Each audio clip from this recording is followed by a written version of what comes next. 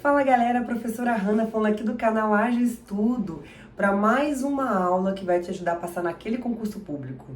E a aula de hoje, galera, é sobre um tema super especial que é interpretação de texto. Quem nunca se deparou com interpretação de texto no concurso e pensou: nunca sei isso, ai meu Deus, lá vem a pior parte. Geralmente, na parte de língua portuguesa, esse é um dos temas assim mais badalados, o que mais aparece e o que é, em geral, o que a banca mais se preocupa com que você saiba. Porque na vida, o tempo todo, estamos interpretando textos. Bom, mas o que a gente precisa saber sobre esse assunto que pode nos tirar da condição de esse tema é muito difícil, para caraca, graças a Deus que tem esse tema, eu vou arrebentar na prova. Vamos comigo. Galera, primeira coisa que você tem que saber sobre interpretação de texto é que quanto mais você interpretar textos, quanto mais provas você fizer sobre esse assunto, melhor será seu desempenho. Interpretação de texto muito tem a ver com prática, tá? Então, de tanto você ler textos, de tanto você ler questões, enunciados, você vai começando a pegar o jeito e entender o que precisa, o que não precisa, o que está sendo perguntado, o que não está. Bom, para além disso, a gente tem que saber dois conceitos importantes, um dos quais eu já falei aqui em vídeos anteriores.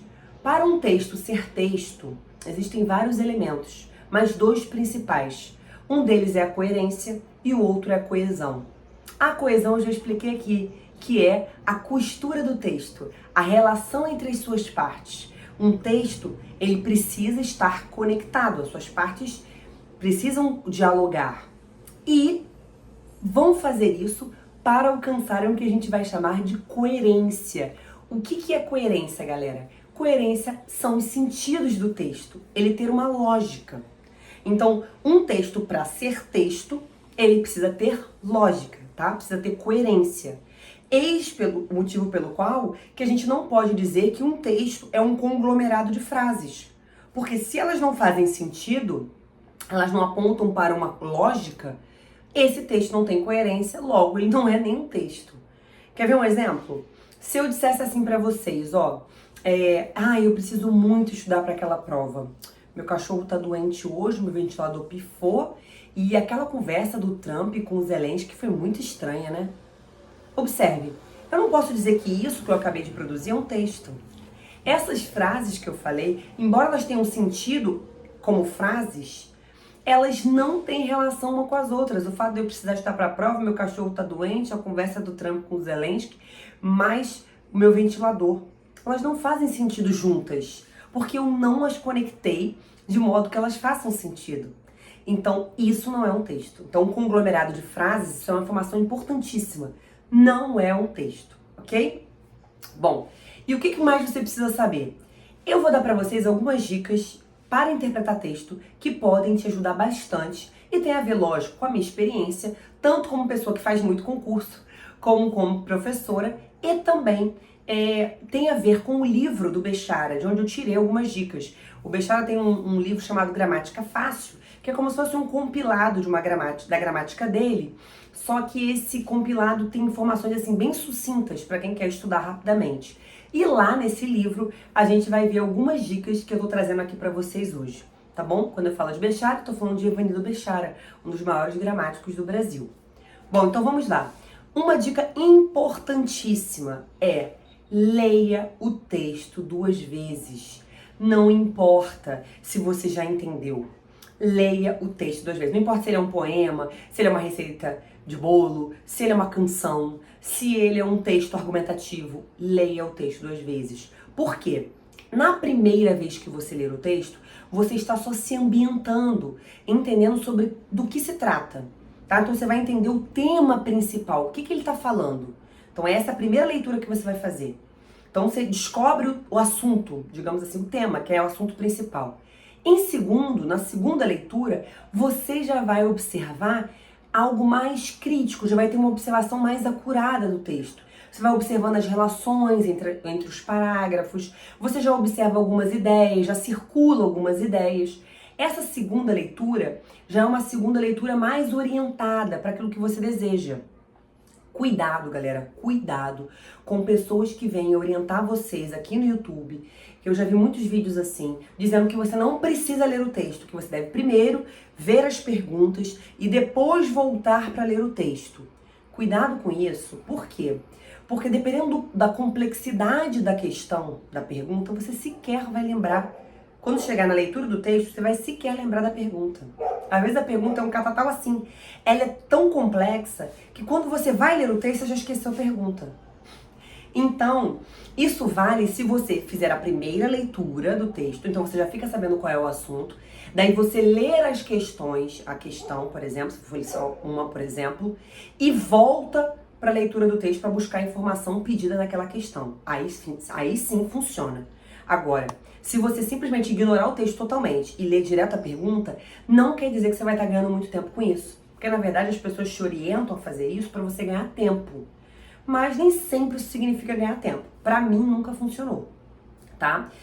Tirando o Enem, né, que é uma prova que a gente tem algumas ressalvas em relação ao tempo dado e a complexidade das perguntas, assim, no sentido da quantidade de texto que tem na pergunta, os outros concursos, em geral, eles te dão o tempo necessário para você ler com calma o texto e fazer as questões. Então, você não precisa se preocupar tanto com o tempo. Você precisa geri-lo, claro, então tem que administrar o tempo, mas não precisa sair correndo desembestado, porque, em geral, o tempo é suficiente, tá bom? Bom, então essa é a dica número 1, leia o texto 2 vezes. E aí não importa se você vai intercalar essa leitura com a leitura das questões, mas primeiro, dê uma primeira leitura para você saber qual é o tema, saber por onde vai passar aquele texto. Tudo bem? Essa é a dica número 1. A dica número 2, galera, é observe as relações entre os parágrafos do texto. Por que eu tô falando isso? Porque muitas perguntas, elas vão ser orientadas para te questionar se o parágrafo segundo, por exemplo, o segundo parágrafo, o que ele diz em relação ao primeiro? Se ele está trazendo um exemplo, se ele está explicando, se ele está contradizendo. Então, observe. Quando você for ler o texto pela segunda vez, você começa a observar qual a relação que um parágrafo mantém com o outro. Se, por exemplo, num primeiro parágrafo ele está falando sobre um assunto e no segundo ele não vai dar um exemplo do que foi dito no primeiro. Ou se o terceiro, por exemplo, ele vai trazer uma ideia oposta ao que foi dito no segundo. Se o último, por exemplo, não está concluindo a ideia dos anteriores, porque, em geral, o último parágrafo vai concluir o texto, né? Então, ele conclui as ideias ditas antes, mas ele vai concluir reafirmando essas ideias. O que ele pretende, o que ele está fazendo? Então, é uma dica importante. Observe a relação entre os parágrafos, porque muitas perguntas vão acusar, né, vão apontar para a relação entre eles, ok? Terceira dica que muito se relaciona com essa. Circule ou escreva do lado as ideias principais de cada parágrafo. Nem que você leia uma ideia principal por parágrafo.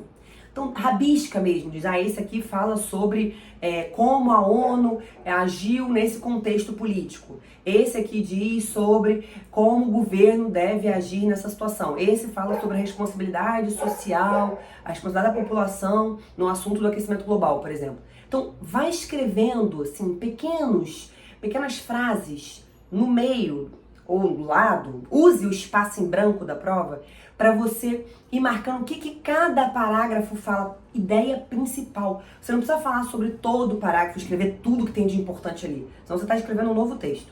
Simplesmente coloque assim uma frasezinha que resuma aquele parágrafo, trazendo a principal ideia. Isso vai te ajudar na hora que você tiver que procurar as ideias no texto, tá? Em geral, agora as provas, elas marcam as linhas do texto, que facilita na sua orientação. Mas mesmo assim, se você marcar as ideias principais, isso vai te ajudar na hora de você identificar o que cada parágrafo diz, ok? Às vezes você pode circular no próprio texto a ideia que você julga principal. Às vezes você vai precisar escrever, mas não tenha medo de rabiscar a sua prova, tá? As minhas provas são completamente rabiscadas. Eu puxo setas, eu escrevo ideias, rabisca a prova, uso o espaço que a prova tem em branco para você poder se orientar e facilitar na hora de você ler as questões, ok? Isso é uma outra ideia muito importante. Galera, outra dica, que eu vou chamar de número 4, tendo em vista que eu já dei 3 dicas, é a seguinte: leia com atenção aos enunciados, muita atenção. Essa dica parece muito óbvia, mas não é.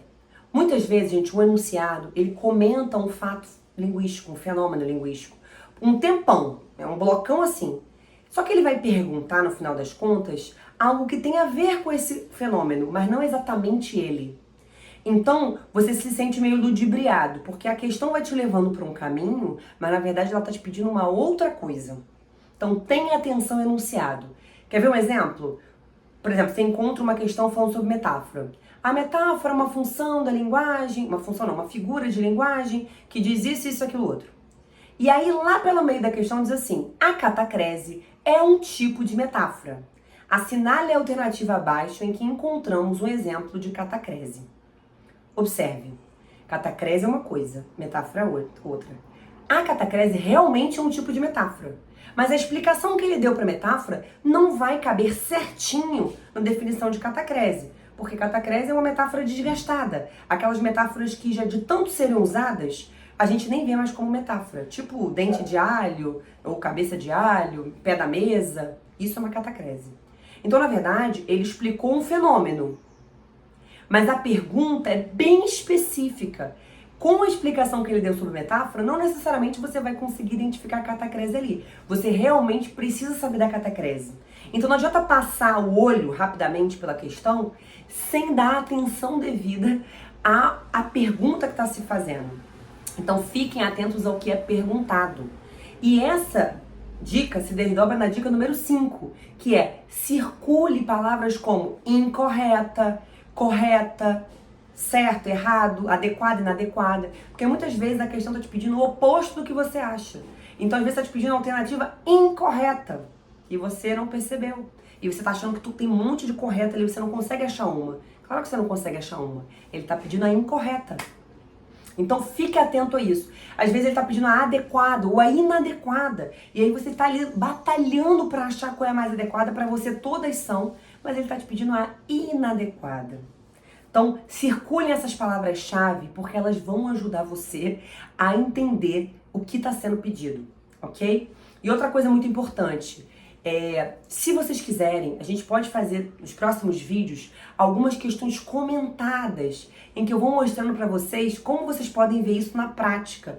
Que eu estou falando aqui, vocês vão poder ver nas próprias questões. Depois, quando acabar o vídeo, vocês comentem aqui questão comentada, que a gente faz um vídeo explicando para vocês algumas questões e mostrando o que a gente faria se a gente estivesse fazendo uma prova dessas.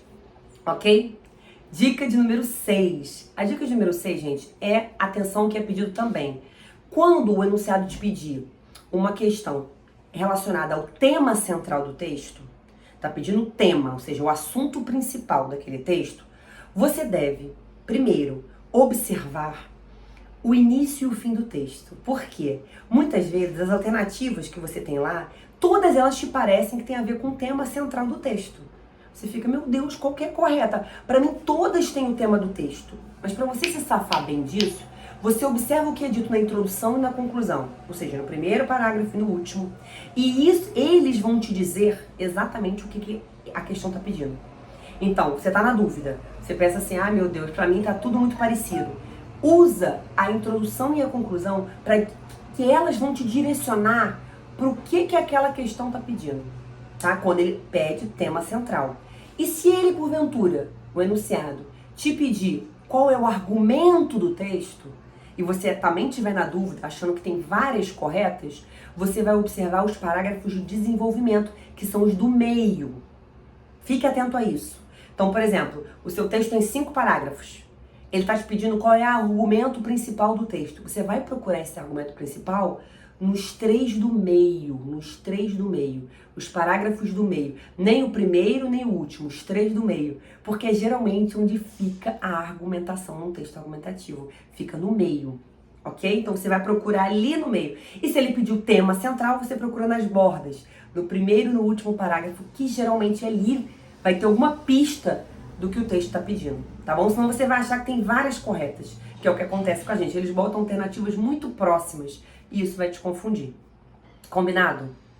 Outra dica fundamental eu vou chamar ela de dica número 7, é você observar as palavras que vão fazer referência a outra no texto.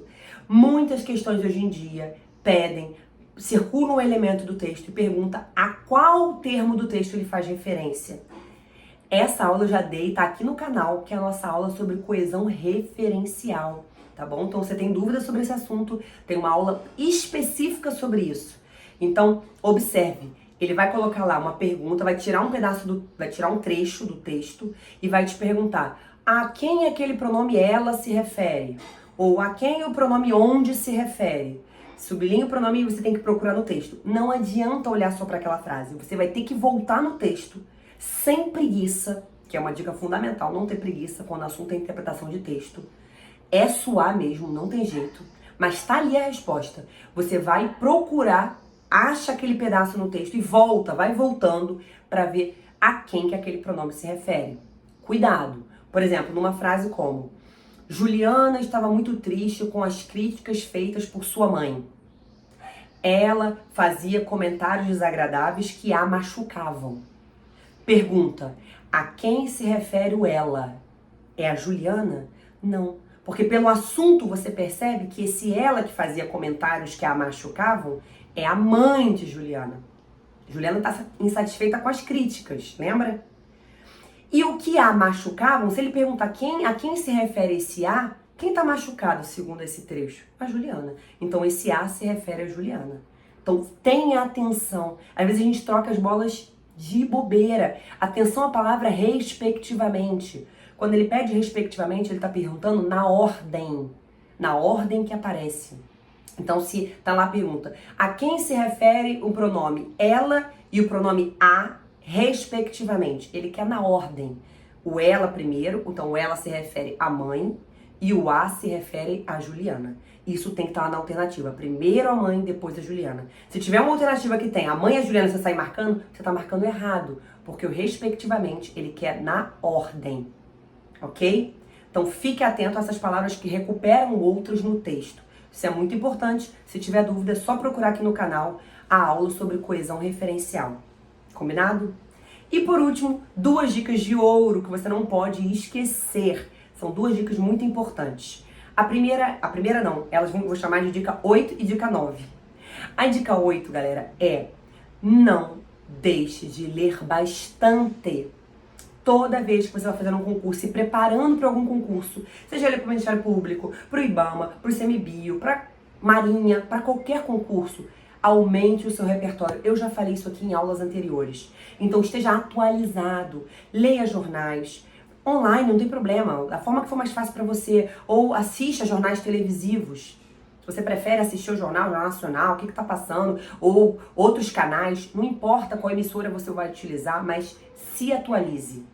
Leia o que está acontecendo nas redes sociais. As redes sociais mostram polêmicas do que estão acontecendo, campanhas, campanhas contra o racismo, campanhas relacionadas ao direito da mulher, campanhas relacionadas ao meio ambiente. Então veja o que está atual nas redes sociais.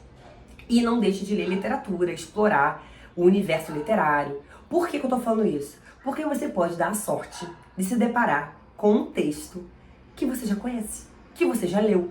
Isso já cansou de acontecer comigo em prova. Eu pegar uma prova e me deparar com um texto que eu já tinha lido. Aí não tem coisa melhor. Você já se sente familiar àquele texto e já entra para a prova com a autoestima lá em cima, acreditando que você vai passar e já se preparando para ler perguntas sobre um texto que você conhece. Muitas vezes, você não vai ter um texto que você conhece, mas você vai encontrar um texto de um autor que você conhece. Então, quanto mais você ampliar o seu repertório, ler crônicas, poesia, poemas, melhor é, porque você corre esse risco, que é um risco muito bom na hora de prova. Você pelo menos se depara com um autor que você conhece, você pensa: esse autor costuma defender a bandeira contra o racismo, por exemplo. Ou esse autor fala muito sobre sustentabilidade. E aí, meus amigos, é ótimo, porque você, mesmo que você não conheça aquele texto, você já sabe mais ou menos qual é a linha daquele escritor, sobre o que ele costuma escrever, tá? Isso vai facilitar bastante. Por último, e não menos importante, é uma dica que tem a ver com a minha experiência, que é o fato de você procurar no texto a interpretação que você fez. Como? Vamos explicar. Quando você interpreta um texto, especialmente se esse texto não é em prosa, se esse texto é poesia, se você se deparou com um poema ou mais de uma prova, você precisa, meus amigos, encontrar alguma parte escrita, alguma palavra, alguma frase, algum verso que valide a interpretação que você fez. Como assim? Cuidado com aquilo que você acha de um texto, que você acha que o autor pretendeu dizer, mas isso não está escrito. Tente ancorar a informação que você deduziu ou que você inferiu no texto. Tire trechos do texto. Se nenhuma frase que está ali, se nenhum verso que está ali puder comprovar essa sua interpretação, talvez não seja a interpretação correta ou aproximada. Por que eu digo isso? Às vezes, tá lá pedindo um tema central do texto e você tem um monte de alternativas, e elas te parecem todas muito similares. E você pensa, pra mim, tudo isso aqui resume bem o texto. O que você vai procurar ver? Qual delas tem amparo no próprio texto? Qual informação é mais concreta? Você consegue achar palavras, circular palavras, ou frases, ou versos que tenham a ver com o que está na alternativa. Por que eu tô falando isso? Porque, por exemplo, na leitura de poesia, né, poemas em geral, você tem uma literatura muito subjetiva. Essa leitura é muito subjetiva, então fica aquilo que você achou. Só que o fato de ser muito subjetivo pode te dar múltiplas interpretações do mesmo assunto. E aí isso vai te confundir. Agora, se a sua interpretação puder ser comprovada por trechos do texto, você consiga ancorar a sua informação no texto, aí sim, talvez você consiga interpretar da forma como a questão está pedindo. E não vão ser todas as alternativas que você vai conseguir comprovar com elementos do texto. Só a correta. Então fiquem ligados nisso. Cuidado com, eu pensei que fosse. Porque a interpretação de texto é sempre o que você pensou. Só que o que você pensou tem que estar amparado pelo texto. Ok? Então peguem trechos do texto. Tenta ver o que no texto comprova a sua interpretação. Combinado? Bom, essas são as 9 dicas que eu tenho para vocês. Eu espero que elas te ajudem a fazer prova. Se você tem interesse que a gente faça questões comentadas aqui de interpretação de texto, que geralmente é um dos patinhos feios de prova, você coloca aqui embaixo no seu comentário, questão comentada, que a gente providencia uma aula para você sobre isso, ok? Se você gostou do vídeo, curte, compartilha com seus colegas e até a próxima. Tchau!